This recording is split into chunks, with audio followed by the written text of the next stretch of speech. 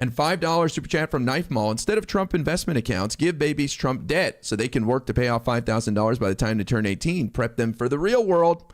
Yeah, I like it. I think second graders should have to borrow $1,000 to pay for their education. It's a good life lesson. All right. Let me see if I have anybody in the queue here. If you voted for Trump and you want to come up here, feel free to request up. I'm looking for people that voted for Trump.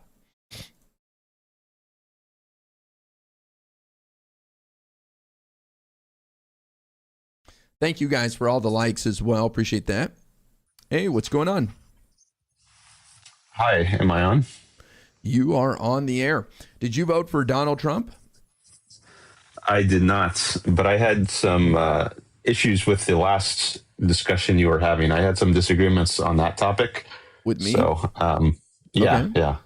Go ahead. And also, I have a YouTube channel as well. I was wondering if it's okay with you if I would post this on my YouTube channel as well afterwards. Oh, sure. Go ahead.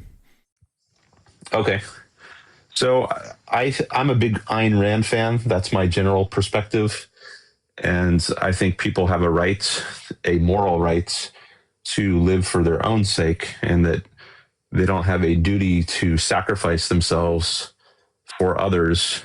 So I think people have a right to their incomes that they earn, and I don't think it's right to force them to give their money away to other people. They can do it voluntarily.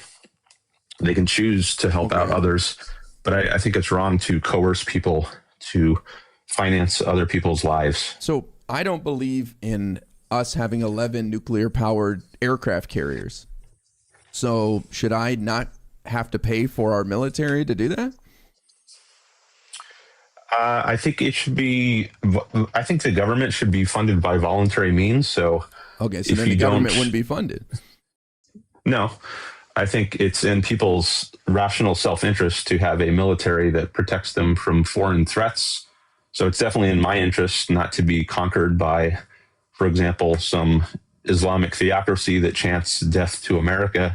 Yeah, but I would want to help fund the military. But the amount of money we spend on the military, most people would disagree that that's necessary. Well, I think given the military as the way the military works today, I think there is a lot of bad spending. Like if you have nation building for decades in Afghanistan, I think that's that's cost billions and billions of dollars. I don't think that's something the military should be doing. They should go in, defeat the enemy, and get out. And I think if we have that kind of foreign policy, defense spending would be much cheaper. And this is also true of like the war on drugs, which has been going on for decades and decades. I think that's an entirely improper war. I think people have a right to use drugs, yet we spend billions and billions of dollars fighting this war. And if we had a rational domestic policy, then I think it would be much easier to fund in a voluntary way. Well, I just worry that our government would be woefully underfunded if it was voluntary and we were just appealing to people's knowledge of what they need. It seems easy to say self-defense, but there's so many other things that I think you would be hard-pressed to convince people that they need. For example, fire department. I've never had to call the fire department. I'm cautious. I'm careful. Why would I ever need to use the fire department? Why would I pay for that? I think you would find like a lot of people opting out of something like that if it was just voluntary. So how do you get people to pay for the fire department if they're like, well, I'm just going to be safe and never need it, and if I do, I'll just turn on my garden hose and put it out myself? Well, it's the same reason you might get any kind of insurance, whether it's health insurance or car insurance.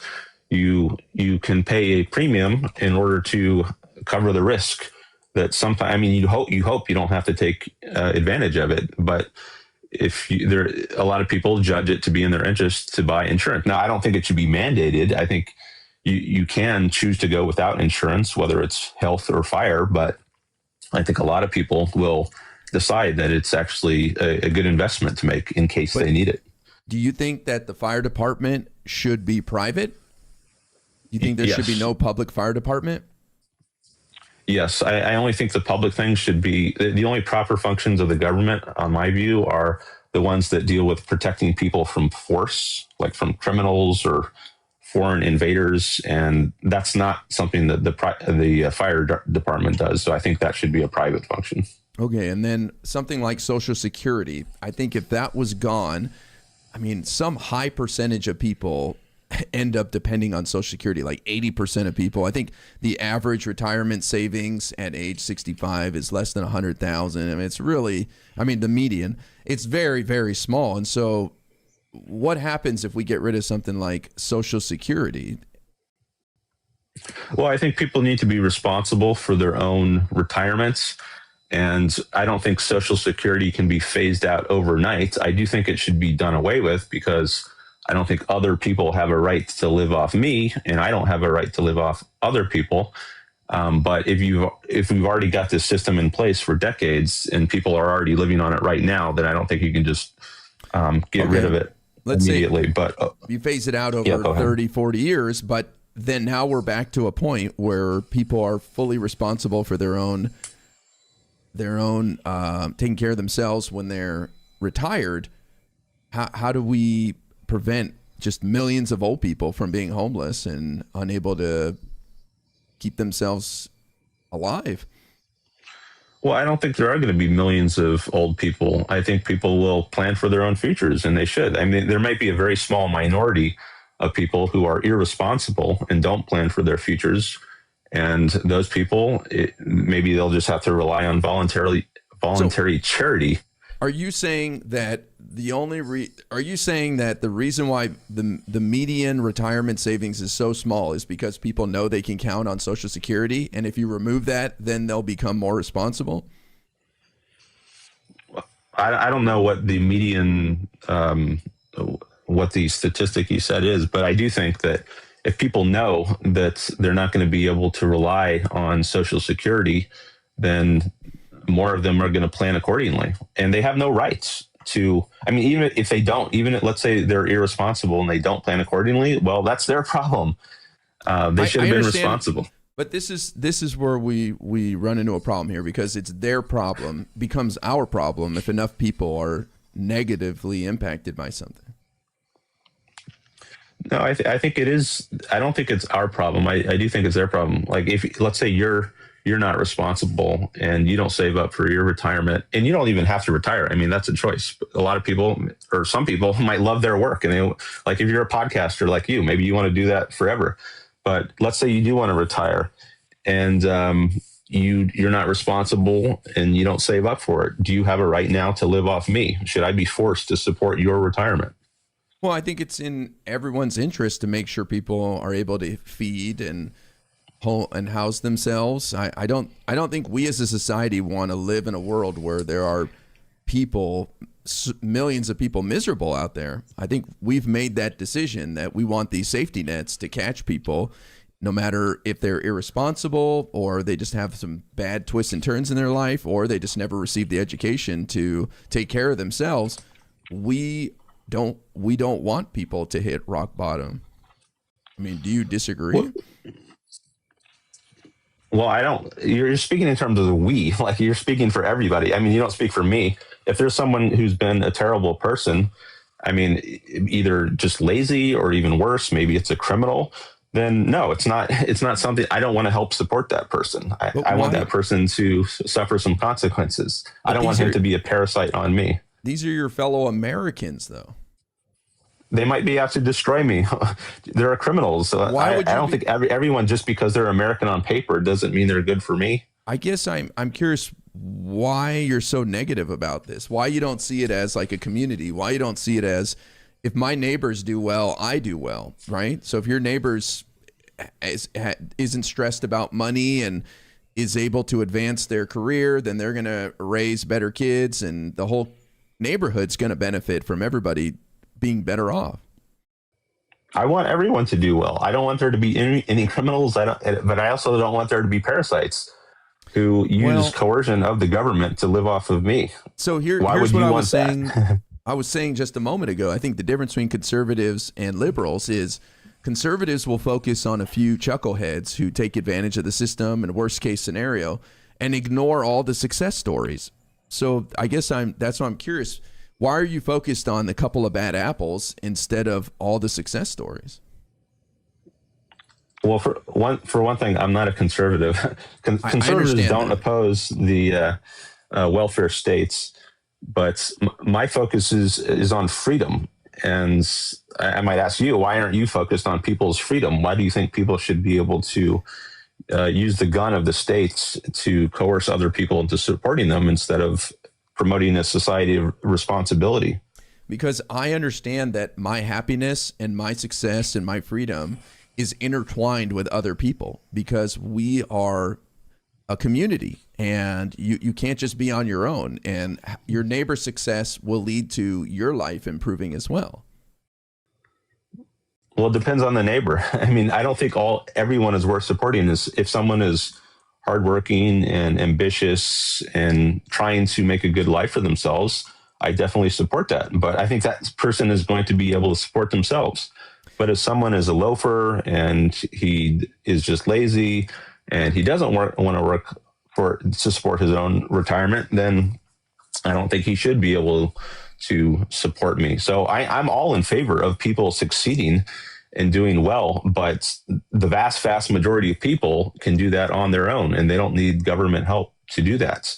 There's only a very tiny percentage of people, I would guess, like a small fraction of 1%. Maybe if you're like a paraplegic, there's nothing you can do to support yourself, and you have to rely on others. But Well, let me ask you that's a very tiny percentage of people, and they can get voluntary charity. Well, let me see if you're tuned into the stats here. So when there was discussion of cutting SNAP benefits back in the One Big Beautiful Bill fight and during the shutdown fight, I looked into who the beneficiaries are, and I saw that 20% of people that are on SNAP benefits are permanently disabled. 20%. So I think the numbers are higher than you think of people that are dependent on some government services. It's not some tiny little pinch of people. I mean, 70% of people on SNAP benefits are children, the elderly, or permanently disabled. Yeah, I think I would question that there's actually 20% of people, if that amounts to, if we're talking like millions of people or hundreds of thousands of people who can't do anything to support themselves. I've seen people with Down syndrome working at grocery stores, just bagging groceries. So even if you have some disability like that, you can still do something to support yourself.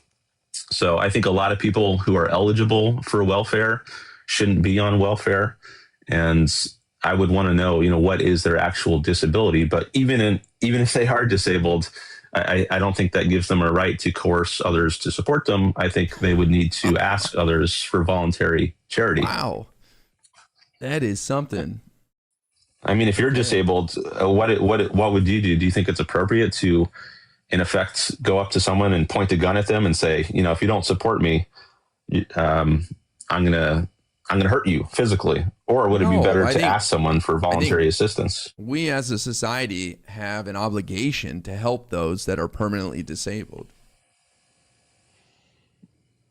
Okay. Well, do you have a right to coerce those, to coerce others who you're going to rely on for help? I think it's part of an agreement, an unsaid agreement we have living among each other, that we will help one another out, especially people that are permanently disabled.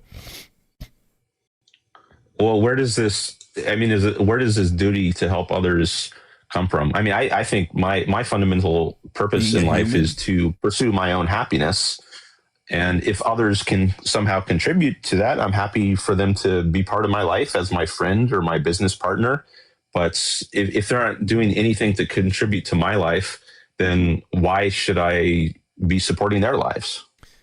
Okay, so is there anything you care about? Like, do you care about dogs being out there on their own? Like, is there any, or what if there were children on the street who lost their parents and ran away from their foster parents or their shelter? Do you think those kids should get any help? Yeah, they should get voluntary help. Why? I'm totally in favor of benevolence towards other people. What if nobody volunteers, though, to help them? Then I think it's a pretty maybe a sick society if no one cares about innocent Would you? people who through Would you give money to help sure, children that are homeless? I might. What do you Yeah. mean you might? I mean, I've donated. I mean, if it depends, what is the extent of it? Also, I might give some help to someone who I cross. Like, there's this famous example from Peter Singer. He's an ethical philosopher who says, like, what if you see a child who's drowning in a pond? Would you, and you have to like ruin your new shoes that you just bought in your clothes in order to go in and save the child? Would you do it? I might do that. But what if this happens like every day, all day? And he argues, well, okay, well, if you're going to do this, now you have to give money to all the starving people in Africa and around the world. So if you blow it up into this universal problem where your entire life is putting out fires and you have no time to pursue your own happiness, well, then I have a problem with it. But if it's a one-off case here and there, yeah, I'm happy to help strangers who might be having some problem. But I don't think I have a moral duty to spend my whole life doing this. What if nobody helps? Well, that's it's tragic, but I don't think that's. I mean, what kind of world are we living in? I don't think the primary problem is not that, or the primary cause of the problem, I think, is lack of freedom in countries like Africa. Why is it there are so many starving poor people in Africa? It's not just a coincidence. I think it's because they don't have a good system of government, one that protects rights and freedom. Those people don't have to be in that kind of situation. If they had a better governmental system, they could support themselves. Well, what can they do? How can they change? I don't think the right thing is to just throw money at it forever. How can they change their situation? Well, I think a lot of education has to happen, and people have to learn what is the right system of governments, and I think ethics is also something that needs to be learned. Let me ask you: were you ever on government assistance at any point in your life?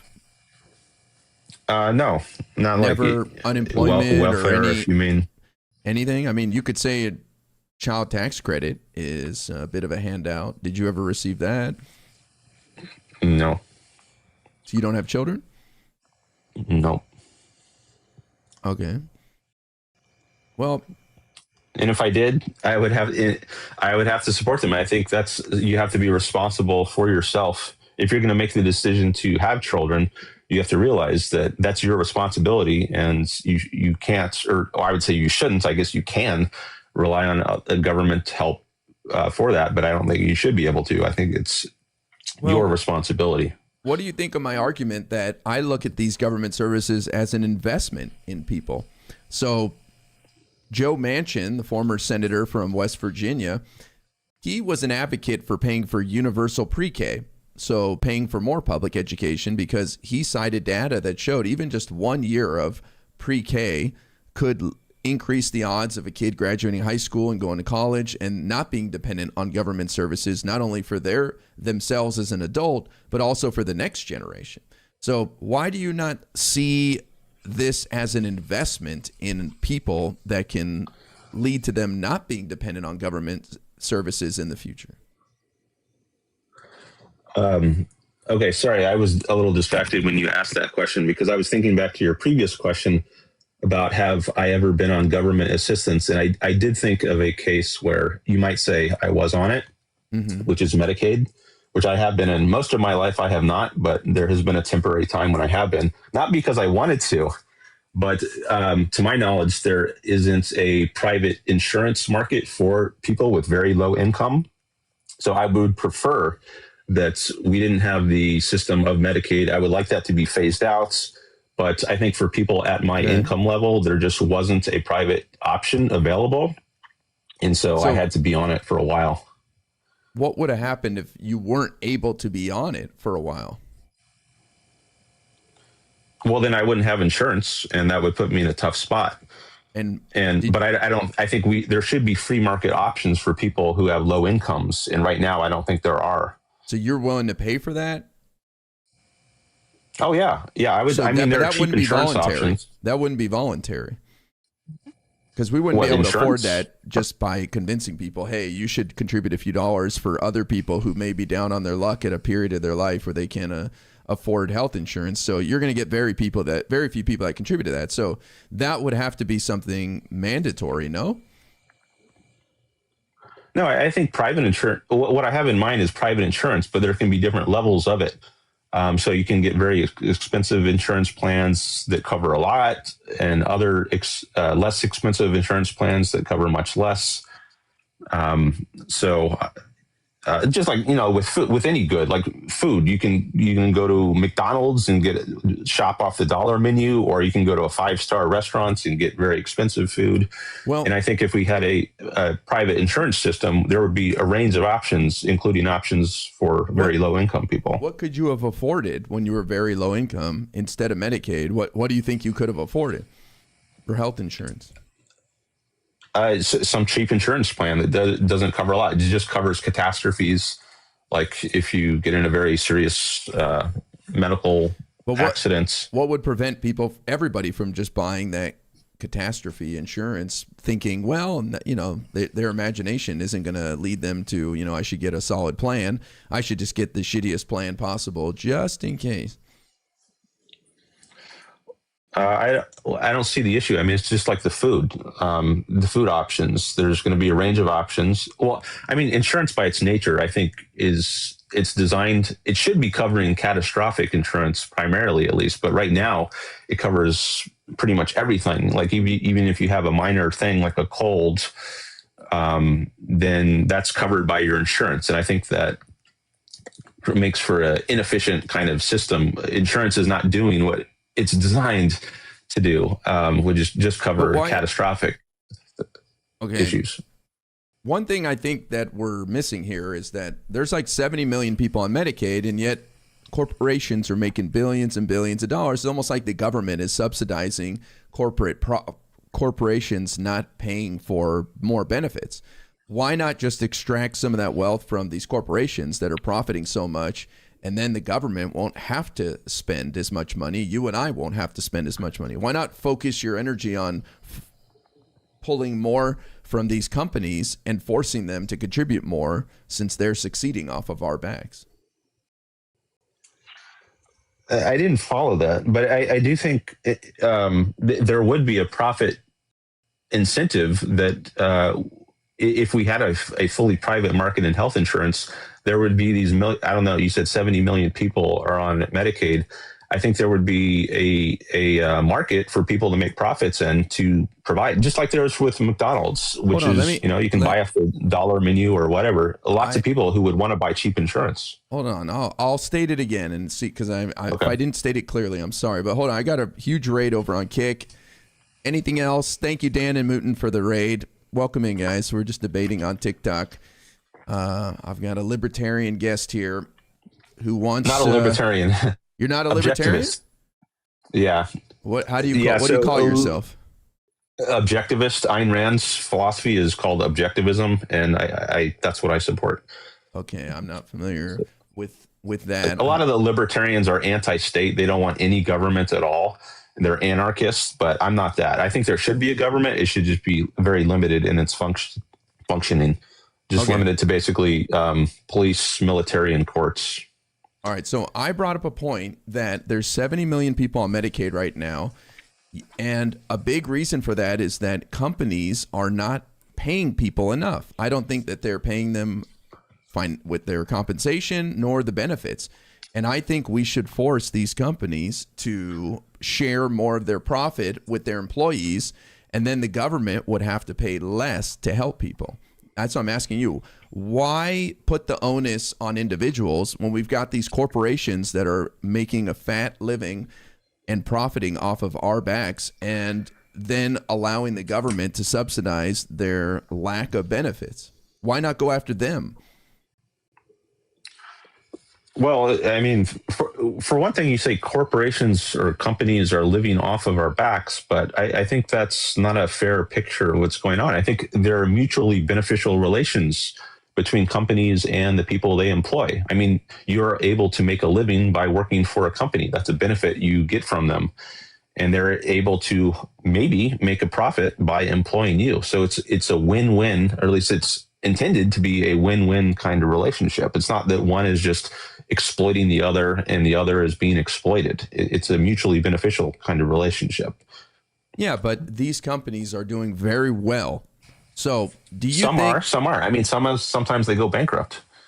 Okay, but if I could tell you that for Walmart to make $19 billion instead of $20 billion a year or whatever, I'm just guessing on the numbers here, if they spent $1 billion more on their employees, then that would be 10 million less people on Medicaid, and you and I having to pay less to contribute to this pot. Don't you think that's something we should strive for? Well, I don't think it's the purpose of Walmart is not to give a certain standard of living to its employees.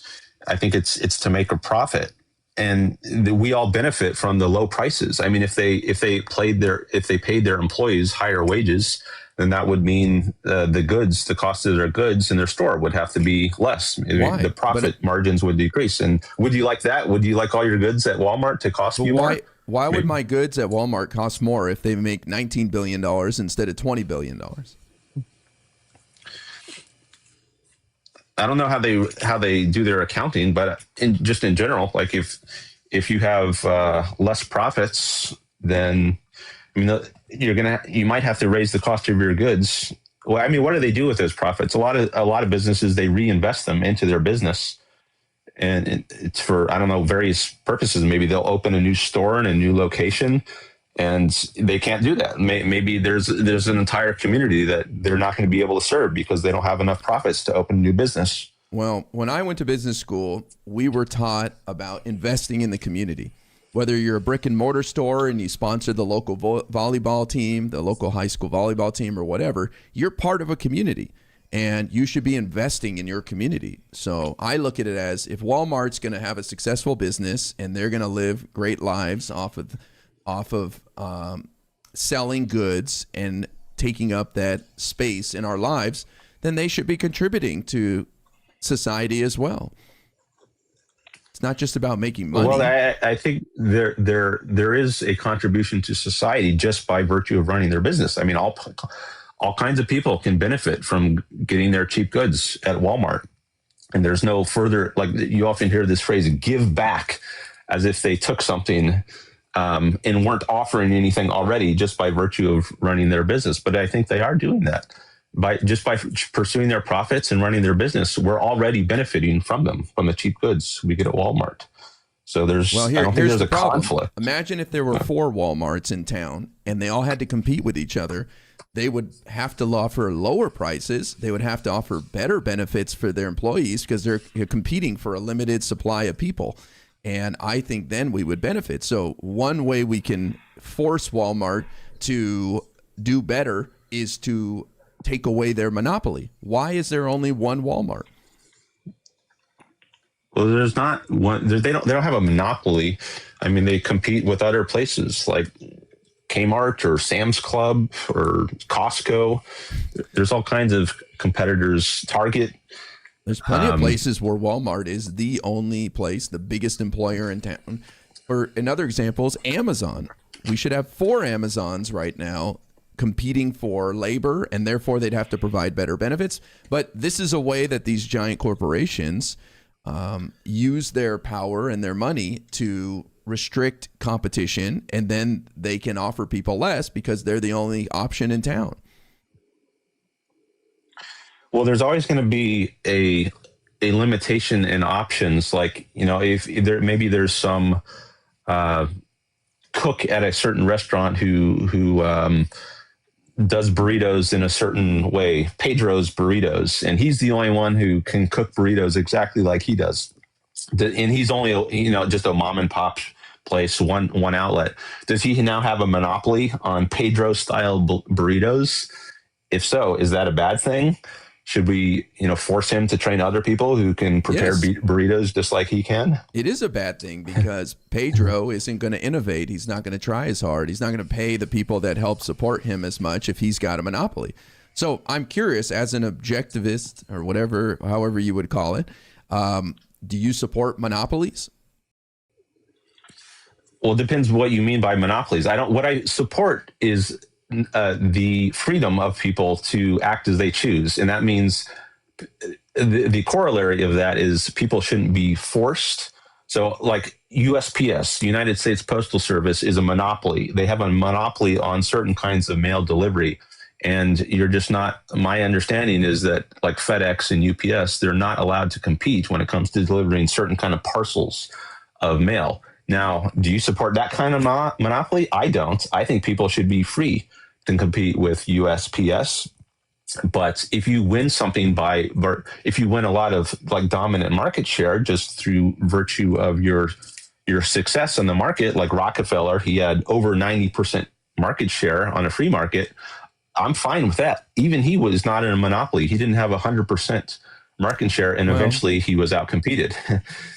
So what I'm really against is coercing people. I understand, but coercive monopolies. Unless the government steps in and forces these companies to break up or whatever, they naturally head towards a monopoly. As you gain resources, you're able to manipulate things in your favor. And unless there are some barriers to that, you'll continue to dominate the market and box people out. And I think we all lose when that happens. Well, then it's just like, I'm not sure monopoly is a helpful concept here, because like I was saying with Pedro's Burritos, he's just one guy, but he's got a monopoly on Pedro style burritos. So should the government step in with force and now creates, more Pedro style burrito outlets? In a sense, everyone is a monopoly.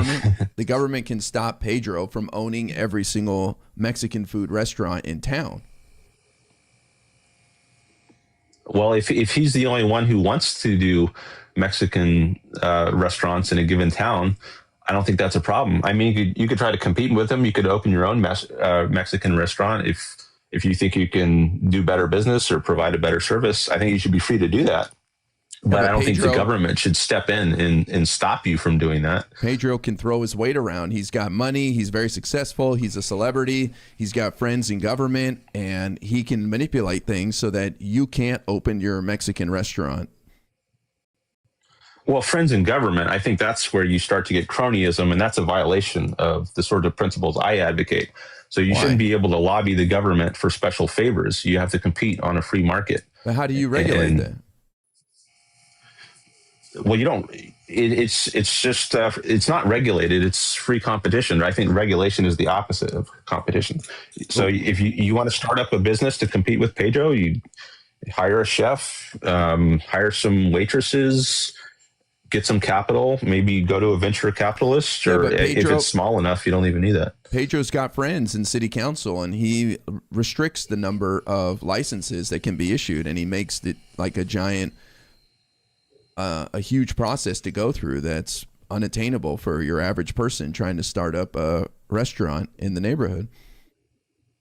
Well, that's not free market then. If you're saying he's going to the government to restrict people's licenses, yes, then there shouldn't even be licenses, on my view. The government shouldn't be in the business of telling people who can and can't run a restaurant or who can and can't open a hair salon.